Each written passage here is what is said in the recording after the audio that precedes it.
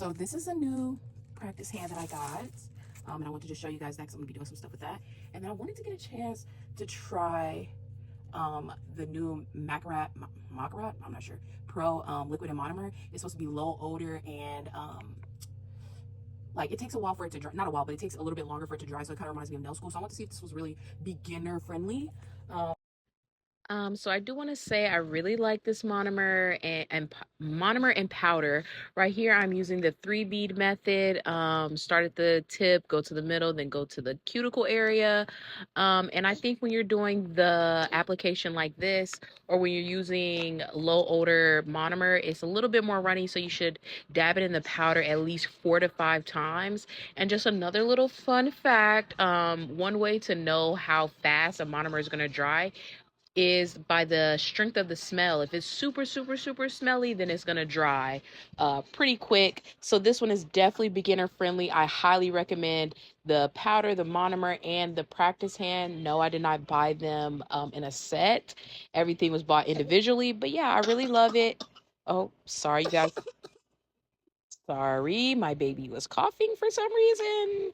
But yeah, I really like it. I think you guys should definitely use it. And please enjoy this ASMR at the end. Gotta go. My baby's crawling on me. Bye.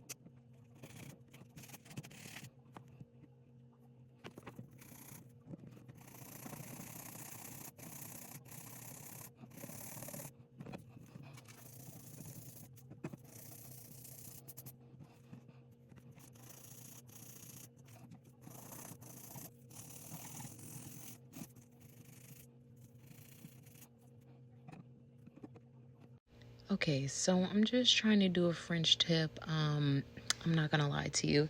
It is kind of hard. I do struggle.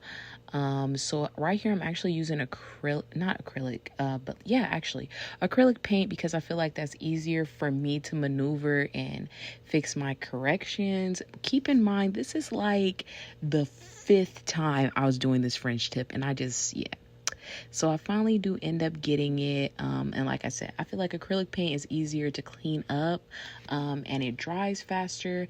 And I really haven't seen the issue I see with gel polish where like, oh yeah, that French tip look good.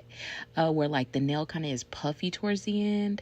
And then right here, okay, so in my head, I was trying to do you know, like the fruit nail, like it looks like a lemon and it's kind of like 3D. However, I will say I realized very early on in this that I don't know how to do a lemon. So one thing I would recommend is have a picture somewhere near so you know like exactly what it is that you're trying to do and you can like visually see it, because I'm just going off of, whoa, I'm just going off of muscle memory at this point. But yeah, so I'm just, you know, trying to make the lemony shape kind of.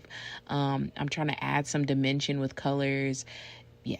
Uh, this is more of a fail video, maybe a what not to do video.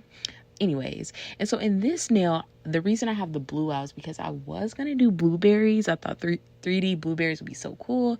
However, again, I should have had a picture. I don't know what blueberries look like. Is it 1 berry, 2 berries? Are there leaves? I don't know. So instead, I did the good old-fashioned never did me wrong cherries.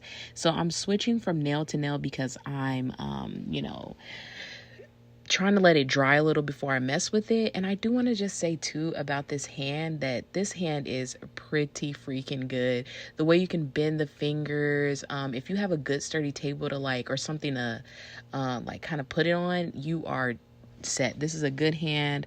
The nails slide in. It's not like that other one. I haven't tried to apply tips yet because they do only have one shape tip, so I will be trying that. Trying to add a tip soon, and I might record that. And I got this from Amazon, and I'll leave a link in the bio if I remember. And then here I'm just trying to do like the white outline on the lemon. Like, let me tell you, when I tell you, I'm really here putting in work. I just know, like, even though I was hesitant at the beginning, when I added those white lines, I was like, this is it. This is it. Ew, that nail looks terrible. I should have cleaned up under it. Whatever. I'm doing the little stems on the cherries now before we get into 3D. I mean, I like the cherries. I think I could have did them in some different directions. They do look a little like too formal to me a little bit, if that makes sense. And I'm going to try to use the rhinestone glue or the builder gel. I don't think either of these are the proper gels, but eventually I did get it, and you see how it looks. It was really fast, but if you go back, you see how it looks. I mean, you can see it from here. It doesn't look like a lemon. It looks maybe like a 3D flower. And then with the little cherries, I took some of the builder gel, put it on something, and then I just scooped it with a tiny brush, and I had to go over the cherry part like probably like 3 times. But eventually, you know, I think I got it pretty decent. One thing I do want to say about the hand, oh wait, and in between each layer I'm curing. And I do also want to say that with the hand, it does pick up a lot of dust, and yeah, it doesn't look really good with all that dust on it.